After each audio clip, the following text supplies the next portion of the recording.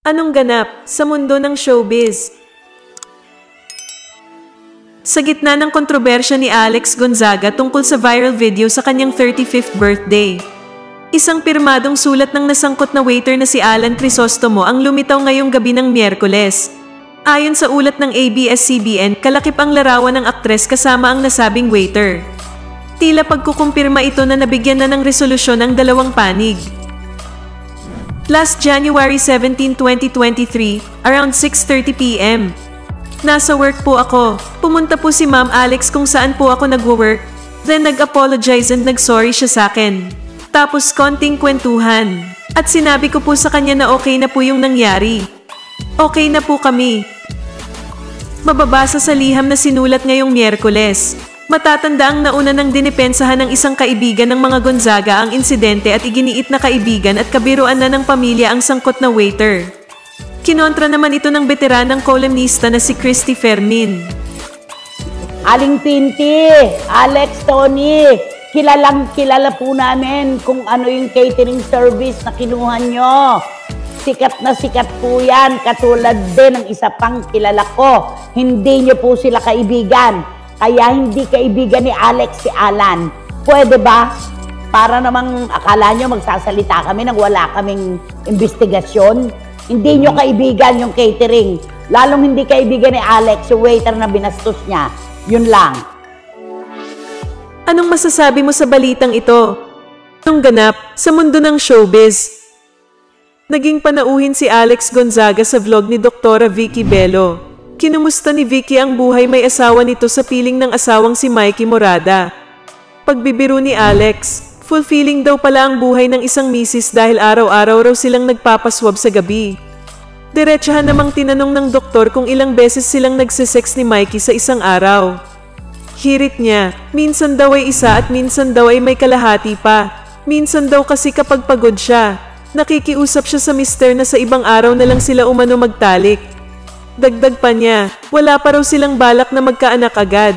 Marami raw ang nabago sa kanya mula nang lamagay siya sa tahimik. Siya raw kasi yung tipo na ayaw pasakop dati pero nang dumating daw si Mikey, nagkaroon daw ng 360-degree turn ang kanyang buhay. Naloka naman si Dr. Vicky nang hiritan siya ng celebrity vlogger ng Let's Careless Whisper. Natawa na lamang ang doktor at tinawag pa ang asawang si Hayden na mag-careless whisper umano ito. Matatanda ang nag-viral ang controversial video noon ni Hayden ko kasama ang isang aktres na sumasayaw sa saliw ng nasabing awitin. Ano sa palagay nyo? Sino nga ba yung actress na yon? Kung bago ka pa lang sa channel ko, at kung gusto mo ng mga ganitong video, ay mag-subscribe ka na para maging updated ka sa mga bago kong ilalabas na video. At kung meron kang gustong i-promote, PM is the key. Anong ganap sa mundo ng showbiz?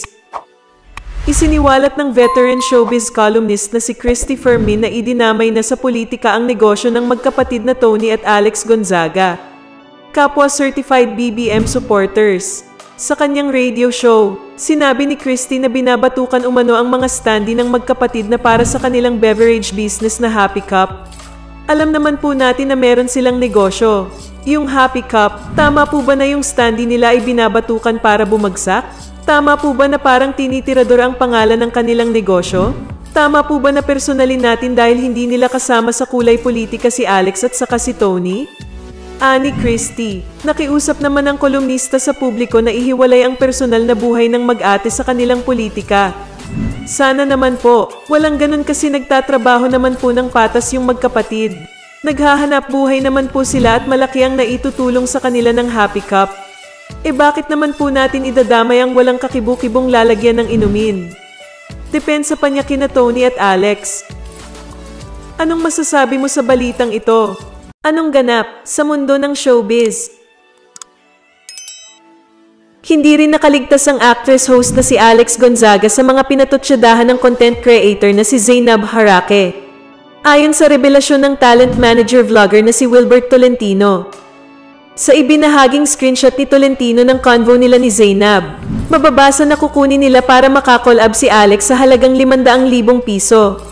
Pero reklamo ni Zainab, wala pa sa hulog si Alex. kaugnay sa gagawing pagpopromote sa nakatakdang collaboration. Hirit pa ni Zainab. Same naman kami, malakas pa ako. Lahat ng nabanggit ko, sabi niya ay trash. Just imagine mo, trash.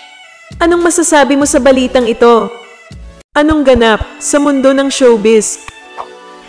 Sa Instagram post ng veteranong showbiz scribe at talent manager na si Lolit Solis ay ibinahagi niya ang bali-balitang nakunan si Alex. Naawa naman ako sa balita na nakunan daw si Alex Gonzaga. Kasi nga worried na worried ang mga followers niya at gustong malaman ang totoong nangyari. Pero may nagsabi na sa vlog na lang daw ni Alex o Tony Gonzaga hintayin. Ani Solis. Para bang ginawa ng business pati malungkot na balita. Siyempre para sa sino mang babae very sad na mawala ang baby mo. Lalo at first baby nilang mag-asawa. Hindi naman siguro totoo na nagagalit ang mother pinty nila Alex at Tony na lumabas ang balita dahil gusto nga daw nila na maging exclusive sa vlog nila. Very petty diba? Dahil lang sa vlog pati ganitong balita itatago. Married naman si Alex.